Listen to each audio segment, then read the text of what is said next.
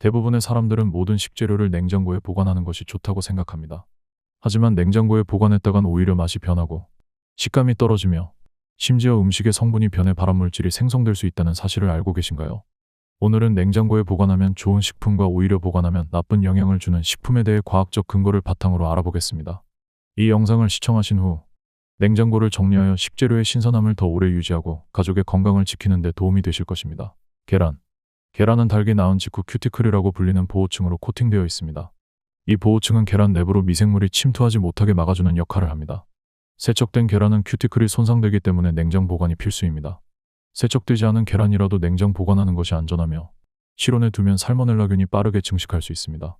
Journal of Food Protection에 실린 연구에 따르면 실온에서 보관된 계란은 3주 후에 살모넬라균이 위험 수준에 도달할 수 있지만 냉장 보관된 계란은 6주 후에도 박테리아가 거의 자라지 않습니다. 살모넬라균에 감염될 경우 살모넬라증이라는 질병이 발생할 수 있습니다. 이 질병의 주요 증상으로는 설사, 경련성 복통, 두통, 발열, 구토 등이 있습니다. 심각한 경우 살모넬라균은 혈액이나 중추신경계로 침투해 전신 염증을 유발할 수 있으며 이로 인해 폐혈증이나 수막염 같은 심각한 합병증이 발생할 수 있습니다.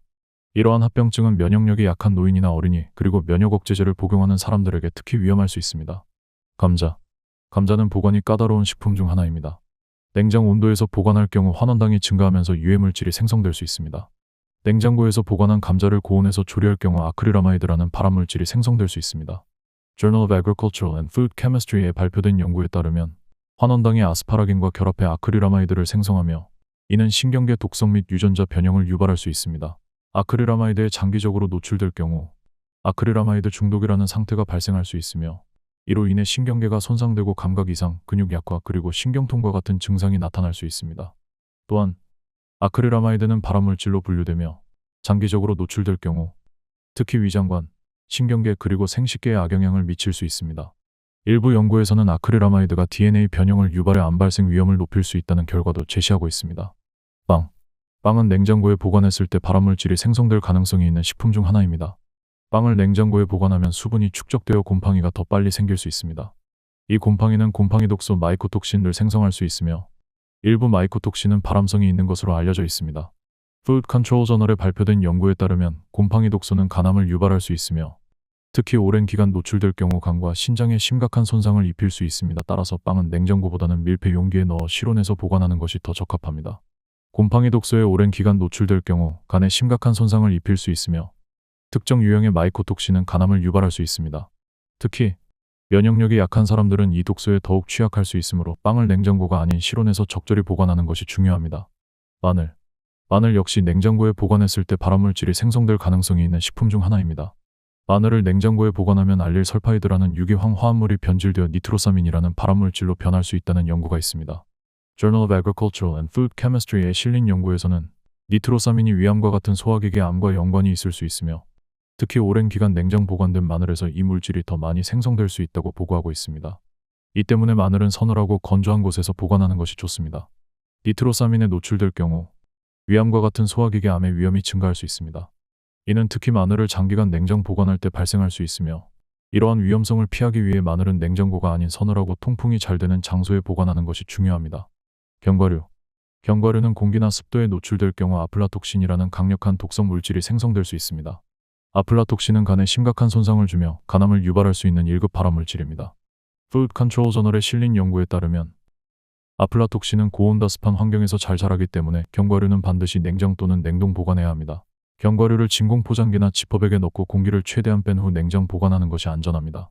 아플라톡신에 장기적으로 노출될 경우 아플라톡신 중독이라는 상태가 발생할 수 있으며 이는 간경변, 간암, 간 기능 저하 등의 심각한 간 질환을 유발할 수 있습니다. 간경변은 간 조직이 손상되어 간이 제대로 기능하지 못하는 상태를 말하며 진행되면 간암으로 발전할 수 있습니다. 아플라톡신은 특히 개발도상국에서 식량 보관이 불안정한 환경에서 흔히 발견되며 이로 인해 간암의 주요 원인 중 하나로 여겨지고 있습니다. 에틸렌 가스를 방출하는 과일. 에틸렌 가스를 방출하는 과일은 다른 과일과 채소의 성숙을 촉진시켜 빨리 상하게 할 수 있습니다. 대표적인 에틸렌 가스 방출 과일로는 사과, 바나나, 키위, 멜론, 복숭아, 배, 아보카도 등이 있습니다. 이들 과일은 에틸렌 가스를 많이 방출하기 때문에 토마토, 감자, 당근, 상추와 같은 민감한 채소나 과일과 함께 보관하면 빨리 상할 수 있습니다. Post Harvest Biology and Technology 저널에 실린 연구에 따르면 에틸렌 가스는 과일과 채소의 숙성을 촉진하며 이를 분리 보관할 때 신선도를 더 오래 유지할 수 있습니다. 부패한 과일과 채소를 섭취할 경우 식중독과 관련된 질병이 발생할 수 있습니다. 부패한 식재료는 박테리아와 같은 미생물이 번식하기 좋은 환경을 제공하며 이를 섭취하면 복통, 설사, 구토, 발열 등의 증상이 나타날 수 있습니다. 특히 리스테리아, 살모넬라, 대장균 등은 식중독을 일으키는 대표적인 병원균으로 신선하지 않은 과일과 채소에서 쉽게 발견될 수 있습니다. 이러한 식중독균에 감염되면 심각한 경우 입원 치료가 필요할 수 있으며 면역력이 약한 사람들에게는 치명적일 수 있습니다. 식중독의 증상으로는 복통, 설사, 구토, 발열 등이 있으며 특히 심각한 경우에는 신장 손상이나 폐혈증으로 이어질 수 있어 빠른 치료가 필요합니다. 부패한 과일과 채소로 인해 발생할 수 있는 주요 식중독균. 리스테리아균은 주로 가공되지 않은 신선식품에서 발견되며 감염 시 심각한 경우 뇌수막염, 폐혈증을 유발할 수 있습니다. 면역력이 약한 사람이나 임산부에게 특히 위험합니다. 살모넬라균은 보통 가금류, 달걀, 가공식품, 그리고 오염된 신선 채소에서 발견됩니다. 감염 시 장염, 설사, 발열 등의 증상을 일으킬 수 있습니다. 대장균은 주로 육류와 신선 채소에서 발견되며 감염 시 심한 복통, 설사, 출혈성 대장염 등을 유발할 수 있습니다. 특히 557균주는 심각한 합병증으로 신부전이나 혈액 장애를 일으킬 수 있습니다. 식재료의 보관 방법 하나만 바꿔도 건강에 큰 영향을 미칠 수 있습니다. 오늘 알려드린 보관법을 통해 가족의 건강을 지키는 현명한 식재료 관리자가 되어보세요. 다음 시간에는 또 다른 식재료와 관련된 유용한 정보로 찾아뵙겠습니다. 구독과 좋아요 잊지 마시고 건강한 하루 보내세요.